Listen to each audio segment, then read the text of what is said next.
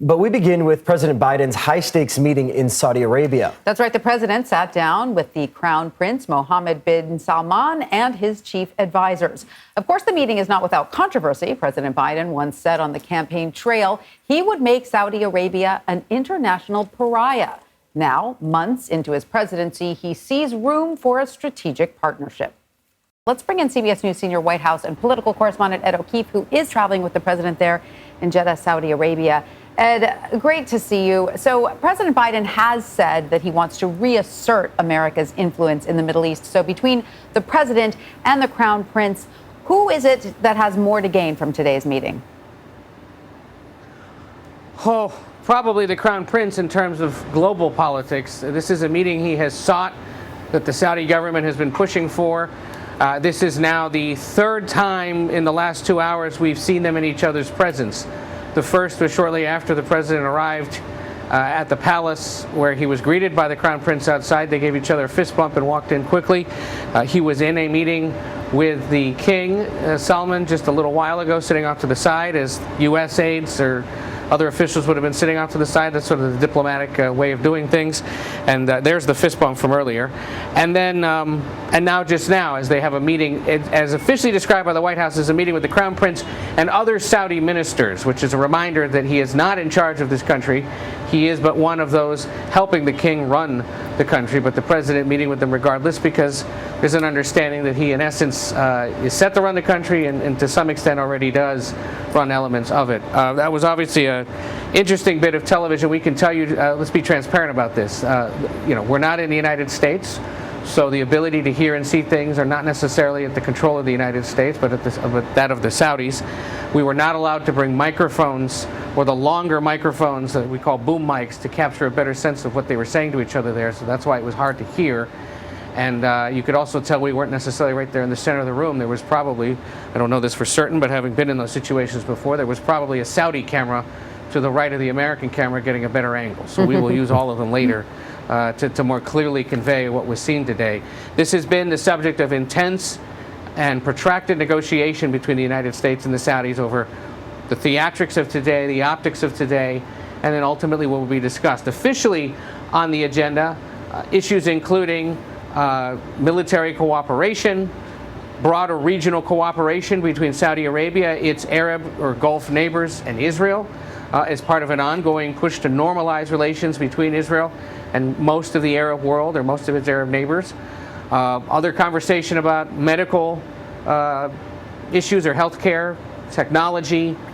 There will be some other announcements shortly of some other changes, modest to most Americans, more symbolic or significant in this part of the world. And one of the more interesting or, again, notable aspects of this trip is what the Saudis decided to do overnight, which was to announce that they'll now allow civilian aircraft to fly in directly from Israel. That is something they've never allowed before.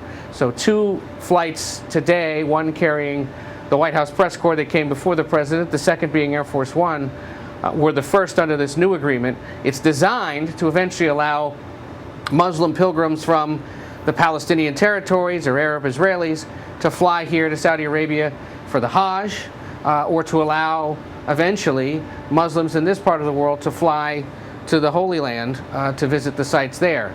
Some of that to be worked out, but there's an understanding that that should be allowed, and it'll make life easier certainly for people as they try to transit across this part of the world. And it's those kinds of steps that the Biden administration, the Israelis, the Saudis, and others in this region hope eventually can lead to normalized relations that have to go through probably several more years of details, but they're headed in that direction. And the White House will see that as one of the important takeaways of this trip as it tries to continue exerting influence in this part of the world. And Ed, I know you said boom mics weren't allowed inside that photo opportunity just a few minutes ago, but those microphones did pick up reporters asking the Crown Prince about the murder of journalist Jamal Khashoggi. The president, he says human rights is a top priority, but realistically, how far can he really push the issue while maintaining that working relationship with Saudi Arabia? Not very far, which is why it will be interesting to hear in the next few hours whether it came up at all or in what context, and what the reaction was not only of the king if it came up in that meeting, but also of the Crown Prince and his fellow ministers. Yesterday, the president was asked in Israel whether he would explicitly bring up the case of Khashoggi and his murder back in 2018. He said, in these kinds of conversations with world leaders that have questionable human rights records, I always bring it up, which would suggest that when he's talked to the Chinese or he's talked to Vladimir Putin, whether he brought it up with the Mexican president, Lopez Obrador, earlier this week, unclear. But those are the kinds of meetings where it would come up. And then he said, my position on Khashoggi is well known. If you're not aware of it, then you haven't been paying attention. During the campaign, as a candidate, he said that Saudi Arabia was a pariah, that there was no socially redeeming value to continuing relations with the country. Well, then he became president.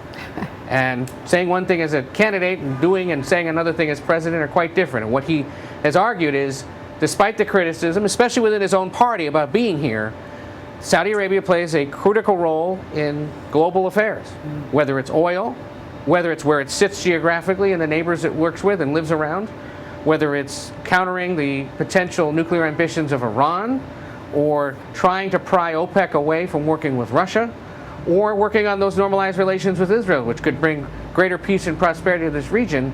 There are valid foreign policy reasons for the United States to be speaking with the Saudis, even if it means talking to the Crown Prince, because if the United States doesn't do it, the Russians, the Chinese could fill the vacuum, as they are trying to do in this region, which, of course, the president wants to avoid. And Ed, really quickly, before we let you go, we want to ask you about the president's meeting with the Palestinian president, where he announced $100 million in aid, but also said this is not the time to pursue peace talks. The ground is not ripe. So can you tell us about that?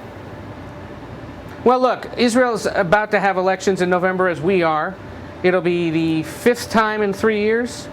They have been struggling to form a coalition and to sort out who can have an outright majority to lead the country forward and to deal with all sorts of issues, including cost of living and inflation here, but also who would inevitably deal with the big issue of the two-state solution.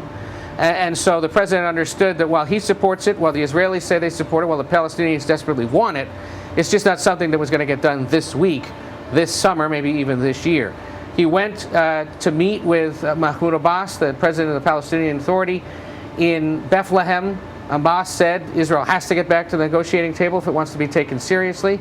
The issue, though, is that all these other Arab nations, who for a long time have been supportive of the Palestinian cause, have been less supportive or concerned about it in recent years because they see the corruption, they see the inability of that authority to exert control over the West Bank and the Gaza Strip, and they want to move on to bigger, broader issues or ones of their own concern, which is developing their economy, their education system, keeping the 20 million plus young Arab people in this region who are impoverished or undereducated happy.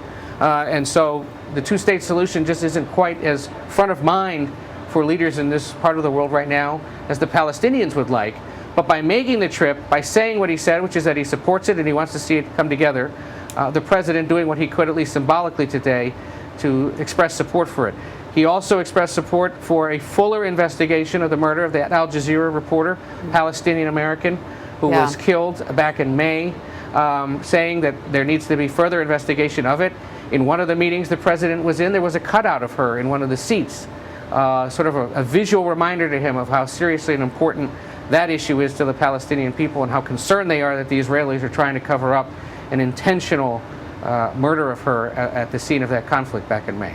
Ed O'Keefe on the ground. Great reporting. Thanks so much, Ed.